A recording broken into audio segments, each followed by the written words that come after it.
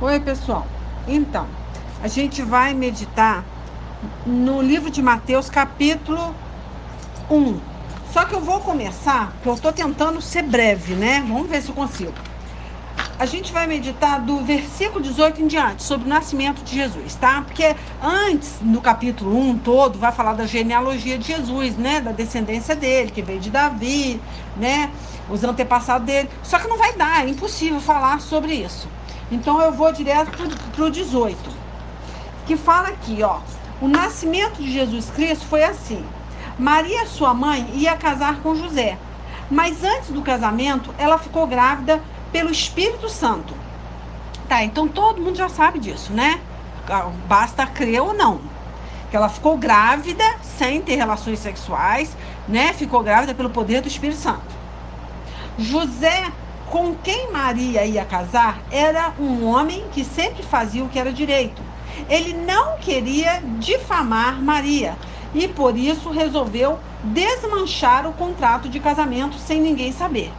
Então, ele é um ser humano comum, né? Qualquer noivo que descobre que a mulher está grávida, que a noiva está grávida, vai ter uma reação assim, né? Vai querer desmanchar, não vai entender, né? Vai achar que foi traição. Então, de momento, né? Foi dessa forma que ele entendeu, tá? E reagiu dessa forma. Aí fala aqui, ele ainda foi bom, né? Porque muitos não querem nem saber, vai envergonhar a noiva e vai falar para todo mundo que ela ia casar grávida. Agora, se a gente realmente pensar, José foi um homem correto, ele não quis difamar, ele simplesmente queria cancelar esse contrato de casamento, esse compromisso com ela, sem colocar ela numa situação difícil. Aí fala aqui, enquanto José estava pensando nisso, um anjo do Senhor apareceu a ele num sonho e disse: José, descendente de Davi. Aí entra a genealogia, né? Porque ele era também descendente de Davi, né? Aí fala aqui, não tenha medo de receber Maria como sua esposa, pois ela está grávida pelo Espírito Santo. Com certeza, para ele receber uma revelação dessa, ele era um homem de fé. Ele não era um incrédulo. Tanto que ele era descendente do rei Davi, né? Descendente de Abraão. Era um homem de uma linhagem forte, boa. Aí fala aqui, ela terá um menino e você porá nele o nome de Jesus, pois ele salvará o seu povo dos pecados deles. Então essa foi a promessa, né? Que Jesus ia vir, ia ser o segundo Adão e ia quebrar a nossa descendência adâmica a partir da hora que nós crescemos nesse Senhor, né? Que a gente cresce em Jesus. Então quebraria a maldição de Adão e estaríamos na nova aliança, né? Que é o Novo Testamento, tá? Aí tudo isso aconteceu para se cumprir o que o Senhor tinha dito por meio do profeta. A virgem ficará grávida e terá um filho que receberá o nome de Emanuel. Então, o profeta Isaías, vários outros profetas, né? Ele deixou esse recado, que ia acontecer o nascimento do Messias. E estava acontecendo naquele tempo, né? Então é a mesma coisa, nós temos uma promessa, nós temos um prenúncio, uma profecia que Jesus vai voltar. Então nós cremos, não importa quando e que tempo será, e que geração, se é a nossa geração, se é dos nossos filhos, dos nossos netos, não importa, nós cremos nessa vinda. E também naquela época tinha essa revelação, essa profecia, que Jesus ia vir através de uma madre, e que ele viria de uma virgem. Tranquilo, tanto que ele fala aqui, que o anjo, olha só, já tinha até o nome dele no Velho Testamento, que ela ficará grávida, né? O profeta tinha dito isso, terá um filho e receberá o nome de que? Emanuel, que quer dizer Deus está conosco. Aí eu vou rapidinho, só para lembrar que a Testemunha de Jeová, ela tem uma Bíblia que é adulterada. A gente chama de Bíblia sangrada, porque é torcida. Não é uma Bíblia verídica, não é uma Bíblia que o Espírito Santo de Deus nos deu. Ela é adulterada, porque até essa frase eles trocaram. Eles, em vez de colocar Deus está conosco, aí eles colocam conosco está Deus. Então Deus fala que a gente não pode mudar uma vírgula, um ponto da Bíblia, seja anátema, seja amaldiçoado, quem trocar um ponto, quem trocar uma vírgula da palavra. A própria Bíblia diz isso. Imagina inverter uma frase, né? Então deixa bem claro que Deus mora dentro de nós. Tá? Então a Testemunha de Jeová, infelizmente, a Bíblia toda é adulterada. Essa frase não faz sentido, né? Porque Deus mora dentro de nós. Então, eles inverteram isso aí. Então eu não vou entrar nesse detalhe, eu só quero lembrar que a Testemunha de Jeová é uma Bíblia falsa, engana muitos. Por isso que Deus fala, o próprio Jesus fala, que muitos vão se transfigurar de anjo de luz para enganar os incultos, as pessoas que não têm entendimento. Então vai haver um enganador que não vai aparecer de rabo de chifre para ninguém. Ele vai aparecer como um anjo de luz e vai pregar dentro da palavra. Porque ele não é doido, ele quer pregar dentro da palavra para se mostrar que ele é bonzinho, né? Que aquilo vem de Deus, mas aquilo vai torcer a mensagem. Então nós não devemos aceitar esse tipo de ensinamento que é do demônio. Enfim, mas tem muitas outras coisas que são do demônio, mas a gente vai continuar aqui. Vamos lá. Aí no 24 fala assim: quando José acordou, né, do sono que ele teve uma visão, que o anjo falou que ia nascer essa criança, e que teria que chamar o nome de Emanuel, que quer dizer Deus está conosco, né, Deus morando dentro de você, você será o tabernáculo do Senhor Jesus, o Espírito Santo de Deus vai te dirigir, porque ele vai falar na sua consciência, no seu íntimo, né? E aí ele fala aqui: quando José acordou, fez o que o anjo do Senhor havia mandado e casou com Maria. Olha só, ele foi, esqueceu a diferença, esqueceu o problema que ele criou. Ele achou que Maria tinha adulterado, que tinha traído ele, apagou tudo isso. Ele botou a fé dele em primeiro lugar e aceitou Maria como esposa e casou com ela, independente do que as pessoas falariam, porque com certeza falariam. Tanto que ele não queria, né, envergonhar Maria, não queria difamar Maria. Ele queria terminar esse noivado sem que ela fosse envergonhada. Mas ele teve essa revelação, aí entra aquele negócio. Ele teve o medo, na hora ele pensou como um homem, né, carnal, mas depois veio o espiritual, veio o anjo, deu essa revelação através do sonho. Ele muda de ideia, muda de caminho, aceita Maria como sua esposa, mesmo grávida. Aí ele fala que no 25, porém não teve relações com ela, até que a criança nasceu. Então eu estou lendo uma linguagem atualizada, mas em todas as Bíblias você vai ver isso, que ele não a conheceu. Em outras linguagens fala que ele não teve, que ele não conheceu Maria, que ele não teve intimidade com Maria até a criança nascer. Então tem esse não a conheceu. Obviamente ele conhecia Maria, ele tinha intimidade com Maria, mas não uma intimidade sexual. Então esse não a conheceu seria essa forma que eu estou lendo aqui. Porém não teve relações com ela até que a criança nasceu. Então obviamente, aí eu vou botar, e José pôs no menino o nome de Jesus, né? Mas Emanuel, né? Jesus o Messias, Emanuel, Deus conosco. Então olha que interessante, a gente vai entrar nesse versículo aqui 25. Ele não teve relações com ela até que a criança nasceu. Tá bem claro. Então a criança, depois que nasce, o que você entende? Que ele não ia ficar com uma esposa que ele não pudesse ter uma intimidade, uma relação sexual, né?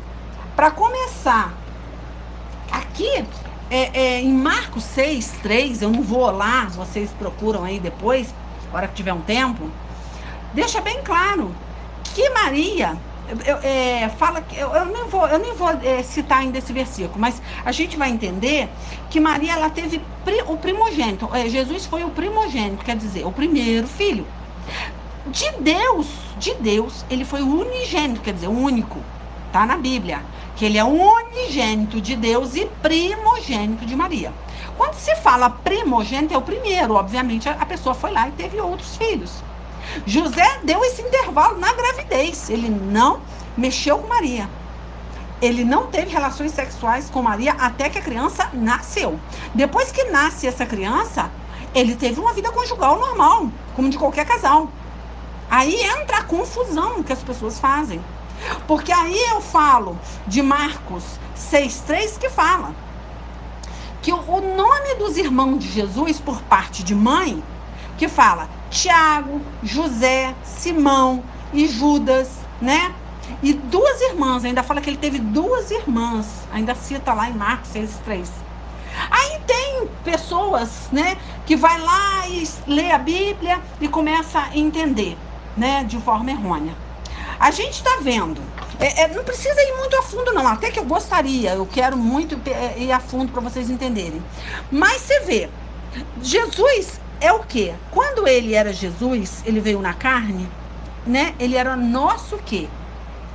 A Maria foi o quê? Na verdade, foi mãe de Jesus, né? Mas no céu, a Maria é o que de Jesus? É filha de Jesus. Ela não é mãe de Jesus, porque Deus, o próprio Deus fala que ele é o alfa e o ômega, ele é o princípio e o fim, ele não tem criador. Como as pessoas podem falar que Maria é mãe de Deus?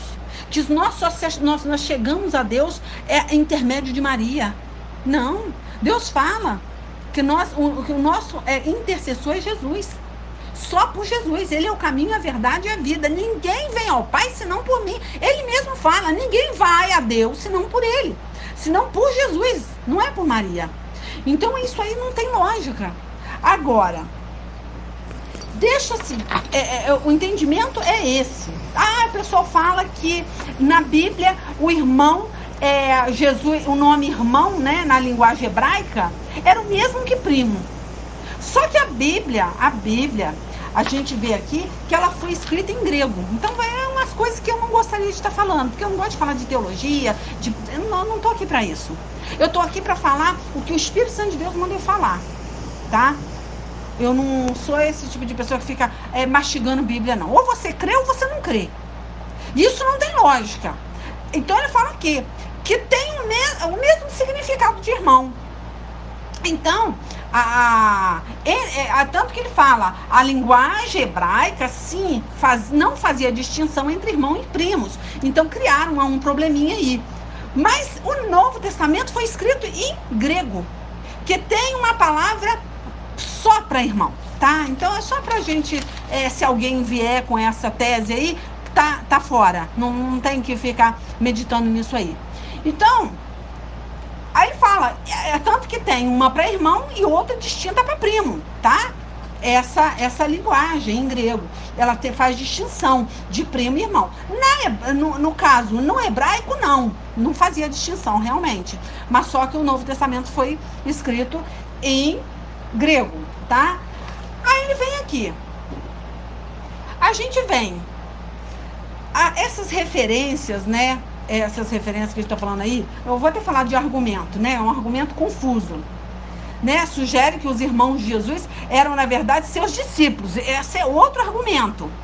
Não, isso é discípulos, todo mundo é irmão, todo mundo chama de irmão. Você é minha irmã na fé, o outro é meu irmão. Eles estão blefando. Não, também. Não, porque era comum as pessoas terem nomes parecidos, né? Isso era muito comum na época.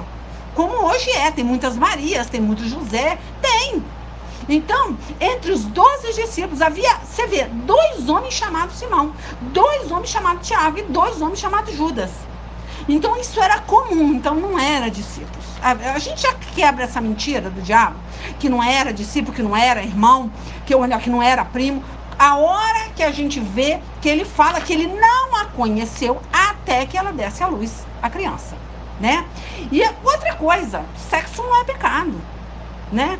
Deus ele abençoa o sexo no casamento. Então a Maria, ela não pecou tendo relações sexuais com José.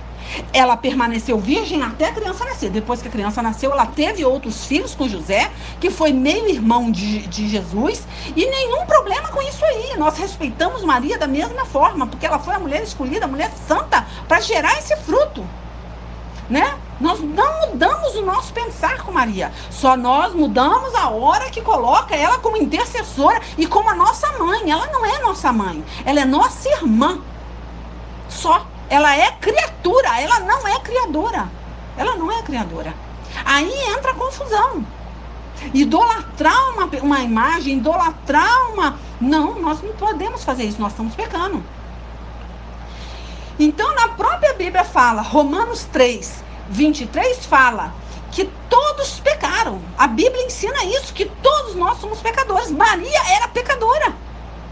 Maria fazia parte da descendência de Abraão, de Davi, como José. Ela também veio da descendência adâmica, da descendência maldita. Ela não é diferente nem de mim nem de você. Ela foi escolhida por ser uma mulher pura, santa e virgem. O que é santo? Santo não quer dizer que faz milagre. Santo quer dizer que tem uma vida separada para Deus. Muitas vezes Deus vai usar sim para fazer alguns milagres hoje no Novo Testamento, mas naquela época antes do Novo Testamento ser validado, não tinha. Então, nós temos uma vida santificada, podemos ser chamados de santos? Sim, podemos ser chamados de santos. Mas não santo no mesmo grau de santidade de Jesus, que não tinha pecado algum. Então, Romanos 3, 23, que diz, que ensina que todos pecaram. E Maria foi uma pecadora, porque ela era descendência adâmica. Então, o fato de você ser pecador não quer dizer que você viva em pecado. Eu sou uma pecadora, mas eu sei a vida de santidade que eu levo. Então, quer dizer que eu me arrependo toda hora que eu peco. Eu vou lá e retrocedo do pecado, me conserto com Deus. Então, a partir daí, eu não tenho pecado. Então, ele fala, aqui, que só Jesus, então a gente voltando lá, frisando isso aí, só Jesus nunca pecou, né? Então, mas ele teve dentro de uma pecadora, como nós, né? Ele habitava, portanto que ele habita também dentro de cada um de nós, pecador, hoje, mas que se arrepende. Ele habita dentro de nós, a partir da hora que nós nos arrependemos, né? Porque ele fala, seja santo porque eu sou santo. Mas santo que eu estou falando aqui é nessa situação. Você peca, se arrepende, mata um leão por dia, até chegar o dia da sua salvação, né? Então, como eu falei, lá em Gênesis, capítulo 1, 28, fala que o sexo não é pecado. Não é pecado. Só fora do casamento. Dentro do casamento é santo. Então, Maria não tinha porquê. Tanto que Deus fala que quando a mulher... Porque eu não sei onde está esse texto agora, mas depois eu posso até mandar para vocês pelo zap. Que tanto que se uma mulher ela se negar ao marido, ela peca. Ela está dando lugar a Satanás. Porque ela vai fazer com que esse marido traia ela. Porque ela não satisfaz o desejo do marido. Deus fala na Bíblia que o corpo da mulher é do marido e o corpo do marido é da mulher. Então é nessa colocação que Deus coloca. Ele deixa a gente entender que nós, quando casamos, somos uma só carne com o marido. Então, quer dizer o quê? Você pecaria se você não tivesse relações sexuais com seu marido. Você peca. Porque você tem que satisfazer o seu marido tem que satisfazer. É uma lei. E se você não faz isso, você está dando lugar ao diabo, está na Bíblia. Então, por que Maria faria isso? Por que ela manter essa virgindade a truco de quê? Se não é pecado ela ter relações com o marido, ela pecaria até se ela não tivesse essas relações com José, né? Então fala aqui. Então a própria Gênesis fala, crescei e multiplicai, é a palavra do Senhor. Deus constituiu a família. Ela pecaria se ela não fizesse isso, tá? Então, como eu voltei a falar, Jesus, ele é primogênito de Maria. Lá em Lucas 2,7 fala, primogênito, primeiro, quer dizer que ela teve outros filhos. Ele é unigênito de quê? De Deus, né? Então, a gente é fácil, não é difícil. A Bíblia, ela é simples, ela não precisa de teologia, você não precisa saber a espessura do prego que perfurou a mão de Jesus, não. Você não precisa saber quantos fios tem o linho que cobriu o corpo de Jesus, não. Você só precisa entender é simples, o Espírito Santo de Deus te dá esse entendimento. Você tem que orar, pedir a Deus para te mostrar a verdade, não deixar ser engodado pelo diabo, ficar idolatrando imagem. Então, é tão nítido. O Espírito Santo de Deus não está mandando você desrespeitar Maria, mas ela não é sua mãe, ela é sua irmã em Cristo Jesus. Ela é criatura de Deus, ela não é criadora de Deus. Deus fala, eu sou o alfa e o ômega, eu sou o princípio e o fim, eu não tenho um criador. É simples. Ele esteve aqui um tempo, ele pegou o ventre de Maria ele emprestado para ali ser concebido em santidade, mas ele nunca pecou, né? Mas Maria, ela foi descendência adâmica, ela já estava em pecado só por ter uma descendência adâmica. Então isso não muda. Então eu não vou continuar, porque eu acho que eu já estou até passando do tempo aqui. Tá? Fica com essa meditação aí e vamos ver para a semana que vem o que Deus vai colocar no meu coração. Deus abençoe. Se der, eu mando isso aí para vocês, tá? Que eu até esqueci agora, mas o Espírito Santo de Deus vai me lembrar. Aí eu mando para vocês. Deus abençoe aí. Fica na paz, tá? Beijo.